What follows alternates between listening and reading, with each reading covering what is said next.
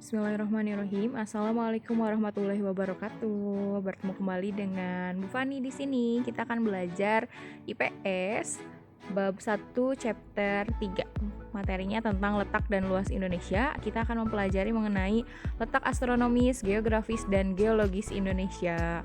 Oke. Nah, mulai dari tujuan pembelajaran. Yang pertama adalah kalian setelah mempelajari materi ini mampu menjelaskan letak dan luas Indonesia, mampu menjelaskan pengaruh letak astronomis, geografis, dan geologis Indonesia. Kemudian ada indikator pencapaian kompetensi, tentunya bisa menjelaskan mengenai luas dan letak Indonesia, di mana tuh letak Indonesia ya setelah belajar mengenai letak astronomis, geografis, dan geologisnya Indonesia. Oke, sebelum kita mulai, jangan lupa untuk berdoa terlebih dahulu sebelum pembelajaran ya. Nah, di sini ada letak astronomis Indonesia. Jadi ada 3 poin yang akan kita pelajari. Yang pertama tentang letak astronomis Indonesia, kemudian letak geografis Indonesia, dan letak geologis Indonesia. Yang pertama kita akan belajar dulu nih tentang astronomis Indonesia. Nah, sebelumnya teman-teman ada yang tahu nggak sih di mana letak astronomis Indonesia itu? Oke, nah ini adalah letak astronomis Indonesia di 6 derajat lintang utara, 11 derajat lintang selatan, dan 95 derajat bujur timur sampai 141 derajat bujur timur. Jadi kita ada di sini nih garis lintang yang melintang atau melingkari bumi, membelah bumi. Kemudian ada garis bujur, yaitu garis yang menghubungkan kutub utara dengan kutub selatan ya. Jadi kita ada di antara 6 derajat lintang utara, yang ini di arah utara, di atas kepala kita yang telah kita pelajari kemarin. Nah, di sini 11 derajat lintang selatan. Kemudian yang ini garis bujur timur. Ada wilayah-wilayah yang paling timur, paling barat, paling utara, dan paling selatan di Indonesia. Kita lihat apa aja. Oke, yang paling barat ada wilayah Indonesia adalah Pulau W atau Pulau W di ujung barat Pulau Sumatera, berada pada 95 derajat bujur timur. Itu Pulau W. Kalau biasanya di nyanyi itu ada Sabang sampai Merauke. Nah, Sabang tuh pulau paling luarnya adalah Pulau W. Kemudian di paling timur kita ada kota Merauke yang terletak pada 141 derajat bujur timur juga. Selanjutnya paling utara di atas itu ada Pulau Miangas di Sulawesi Utara, terletak pada 6 derajat lintang utara. Pulau Miangas itu ada di Kepulauan Sangihe dan Talaut. Kemudian ada di paling selatan di bawah kita tuh ada Pulau Rote atau Pulau Roti yang berada atau terletak di Nusa Tenggara Timur. Letaknya di 11 derajat lintang selatan. Ini adalah wilayah-wilayah atau pulau-pulau yang berada di perbatasan atau di ujung-ujung garis lintang Indonesia. Selanjutnya kita akan bahas mengenai garis astronomis ini. Nah, garis astronomis kemarin udah tahu tuh yang mana garis bujur, yang mana garis lintang ya. Nah, yang merah ini menunjukkan garis lintang, sedangkan yang hitam ini menunjukkan garis bujur. Kemarin teman-teman udah bahas di materi peta. Garis bujur adalah garis yang menghubungkan kutub utara dengan kutub selatan. 0 derajat garis bujur disebut dengan garis meridian yang berpusat di kota Greenwich, Inggris. Nah, garis bujur ini fungsinya teman-teman untuk pembagian waktu. Indonesia ada berapa nih? Ada WIB, ada WITA, dan WIT. Ya, pembagiannya ini nih yang dikuningin sama Ibu. Gitu. Jawa Barat masuknya kemana? Jawa Barat masuknya ke WIB, termasuk Cianjur juga WIB. Kemudian ada garis lintang. Garis lintang nih yang merah-merah itu adalah garis yang melintang membelah bumi. Kalau tadi 0 derajat bujur, garis bujur itu disebut dengan garis meridian. Kalau 0 derajat garis lintang disebut dengan garis khatulistiwa. Nah, garis khatulistiwa ini atau garis lintang ini berfungsi sebagai pembagian iklim. Di mana garis lintang? Ini ada garis lintang 0 derajat yang kita sebut sebagai garis khatulistiwa ya. Yang akhirnya menentukan bahwa Indonesia itu memiliki dua musim. Iklimnya adalah iklim tropis. Ini pembagian iklim, Indonesia dilewati oleh garis khatulistiwa. Jadi Indonesia memiliki iklim tropis. Seperti ini gambarannya. Yang warna biru ini adalah iklim dingin. Jadi di bumi ini terdapat 4 iklim. Ada iklim tropis nih yang hijau-hijau, ini garis khatulistiwanya. Kemudian turun ke bawah dan naik ke atasnya, warna merah itu adalah subtropis. Kemudian ada iklim sedang yang warna-warna coklat, dan terakhir ada iklim dingin yang terletak di wilayah kutub utara dan kutub selatan. Ini pembagian iklim ini adalah fungsi dari apa tadi? Garis astronomis. Selanjutnya mengenai pembagian waktu. Nah, Indonesia dibagi menjadi 3 daerah pembagian waktu, yaitu WIB, WITA, dan WIT. Waktu Indonesia Barat, patokan garis bujurnya adalah 105 derajat bujur timur, yaitu meliputi Pulau Sumatera, Jawa, Madura, Kalimantan Barat, Kalimantan Tengah.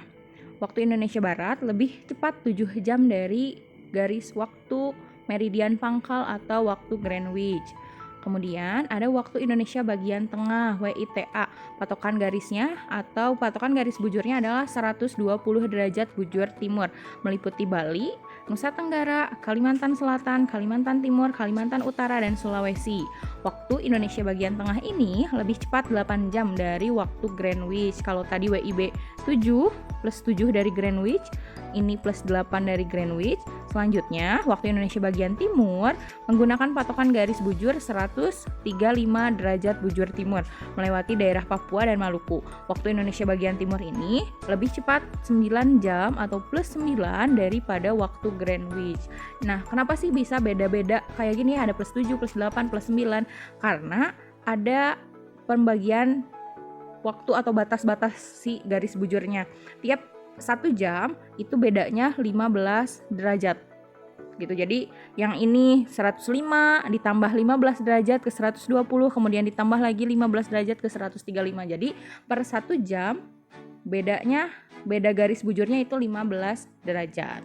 Itu untuk pembagian waktu. Selanjutnya kita lanjut ke letak geografis Indonesia. Kita tinggalin dulu nih tentang iklim tropis, kemudian tentang pembagian waktu. Sekarang kita masuk ke letak geografis Indonesia, di mana letak geografis itu adalah letak sesungguhnya. Jadi letak sesungguhnya Indonesia itu di mana sih pada peta tuh gitu. Nah, Indonesia berada di antara 2 samudra dan 2 benua. Samudranya atau benuanya ada benua Asia dan benua Australia. Samudranya Samudra Hindia dan Samudra Pasifik. Ingat, ada 2 benua dan 2 samudra. Ada pengaruhnya letak geografis Indonesia. Kita berada di perantara posisi strategis. Kenapa? Karena persilangan lalu lintas ekonomi dunia. Karena tadi berada di antara 2 benua dan 2 samudra. Itu kan posisinya strategis tuh, merupakan jalur perdagangan dari dulu tuh, dari zamannya pemerintahan kolonial gitu. Kemudian juga ada 2 musim. Musim apa? Musim yang setiap 6 bulan sekali selalu berganti. Musim apa aja di Indonesia? Ada musim kemarau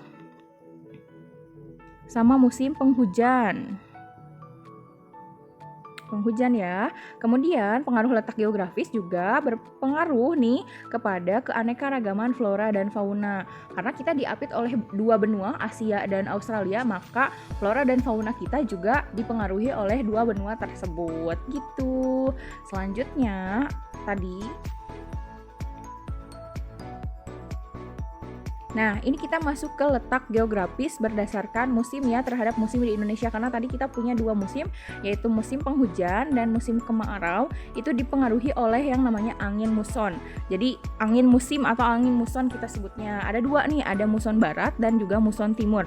Angin muson barat bertiup dari benua Asia ke benua Australia yang melewati Indonesia. Angin yang melewati atau yang bertiup itu melewati lautan luas sehingga mengandung uap air. Jadi dari Asia menuju Australia ketika melewati Indonesia itu membawa uap-uap air, sehingga si angin muson barat ini mengalami musim penghujan. Jadi Indonesia tuh mengalami musim penghujan gara-gara uap-uap air yang dibawa oleh awan-awan dari Australia. Terjadi antara bulan November sampai April. Kemudian ada angin muson timur. Angin muson timur ini bertiup dari benua Australia ke benua Asia. Sebaliknya, kenapa nih musim kemarau? Karena dari Australia itu melewati gurun dan lautan yang sempit sehingga tidak banyak mengandung uap air, dan si angin tersebut membawa uap kering dari hawa-hawa gurun gitu ya, karena di Australia kan banyak sekali gurun, sehingga angin muson timur itu menyebabkan Indonesia mengalami musim kemarau yang terjadi pada bulan Mei dan sampai Oktober. Kira-kira nih sekarang lagi musim kemarau atau musim penghujan ya? Nah, ini kita ilustrasikan angin muson barat dan angin muson timur. Angin muson barat tadi bergerak dari Asia menuju Australia. Jadi mereka bawa titik-titik hujan gitu karena melewati samudra yang luas menuju Australia gitu. Jadi ini tuh hujan. Ya, Asia tuh hujan atau muson barat. Kemudian ada muson timur. Muson timur tuh sebaliknya dari Australia menuju Asia membawa uap-uap panas karena di Australia banyak sekali gurun dan melewati lautan yang sempit gitu. Jadi ini di kita tuh musim kemarau gitu ya. Ini ilustrasinya kurang lebih seperti ini. Kemudian kita bahas letak geologis Indonesia. Tadi sudah astronomis, kemudian geografi, sekarang geologis. Nah, letak geologis itu adalah letak suatu wilayah berdasarkan keadaan batuan dan jalur pegunungan. Kalian harus tahu bahwa Indonesia itu adalah negara yang dijuluki sebagai Ring of Fire.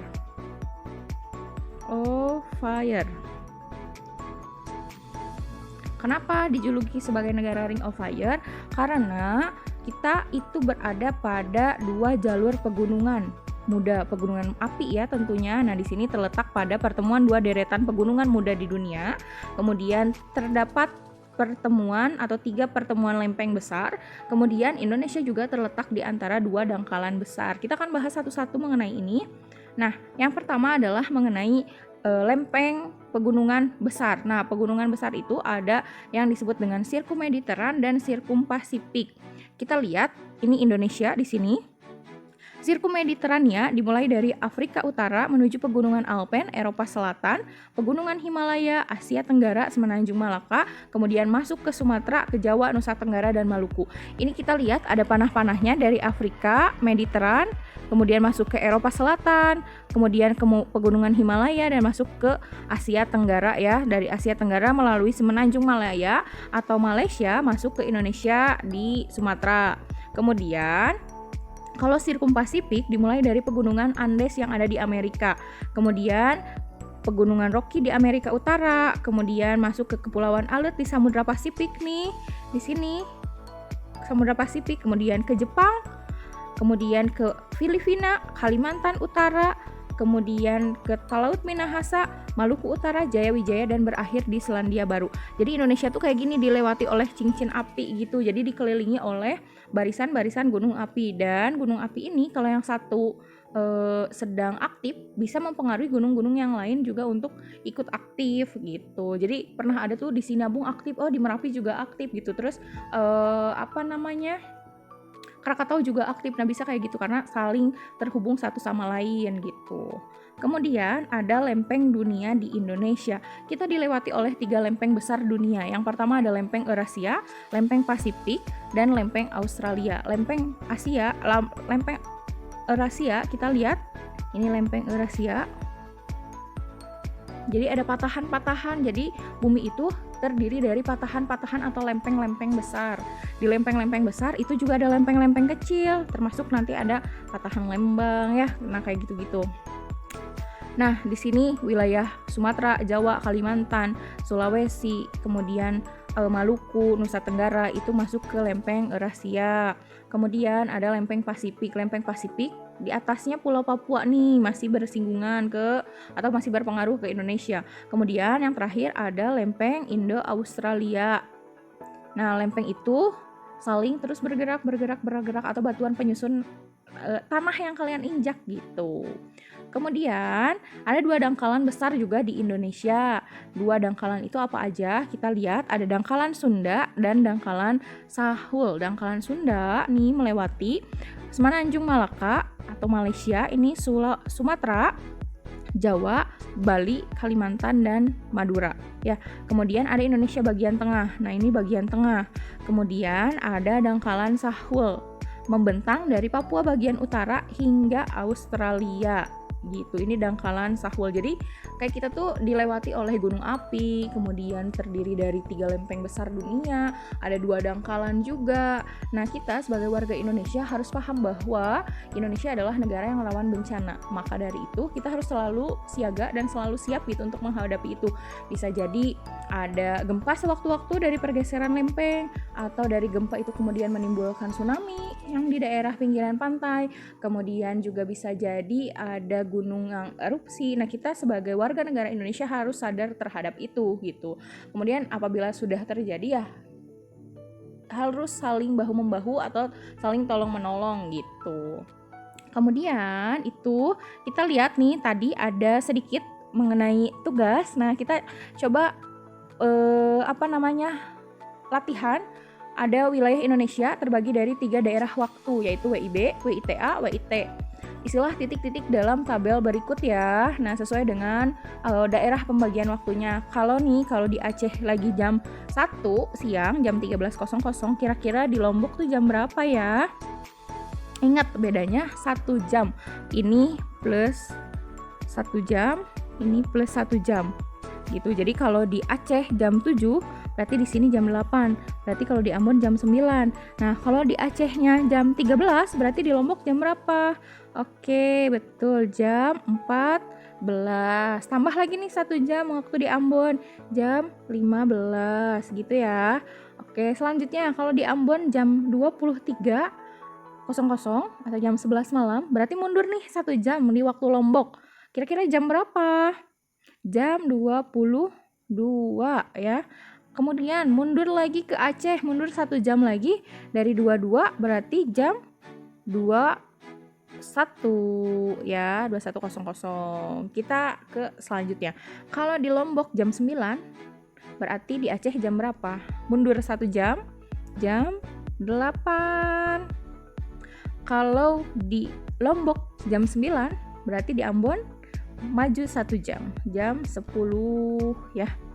Kemudian kalau di Aceh jam 12 malam 00, berarti di Lombok jam tambah 1 berarti 01.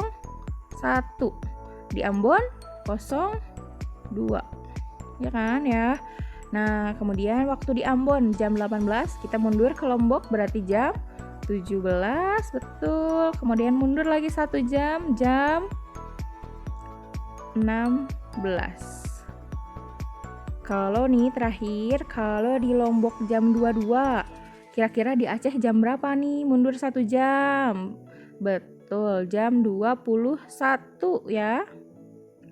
Berarti kalau di Ambon mundur lagi maju nih dari Lombok jam 22. Kalau di Ambon berarti jam 23. Betul ya, jangan lupa kasih keterangan WIT, WITA atau WIB-nya. Oke, nah itu tadi kita telah mempelajari mengenai letak astronomis Indonesia yang berada di 6 derajat lintang utara sampai 11 derajat lintang selatan dan 95 derajat bujur timur sampai 141 derajat bujur timur. Kemudian kita juga belajar tentang letak geografis Indonesia yang diliputi oleh 2 benua dan 2 samudra. Oke, sebutkan samudranya apa aja? Ada Samudra Pasifik dan Samudra Hindia, ada benua Australia dan juga benua Asia. Kemudian nih terakhir tadi kita belajar mengenai letak geologis Indonesia atau berdasarkan batuan penyusun nih, tanah yang kita injak tuh ada batuan penyusunnya guys. Nah itu tuh apa sih tadi yang kita pelajari? Kita berada di antara 2 sirkum pegunungan muda, kemudian ada sirkum Pasifik dan sirkum Mediteran, berada di 3 lempeng besar dunia, lempeng Eurasia, lempeng Indo-Australia dan lempeng Pasifik. Kemudian kita juga berada di 2 dangkalan, yaitu dangkalan Sunda dan dangkalan Sahul. Oke, terima kasih semuanya atas perhatiannya, terima kasih. Kalau ada yang mau ditanyain boleh langsung email ke Ibu dan juga WhatsApp ya. Terima kasih. Assalamualaikum warahmatullahi wabarakatuh.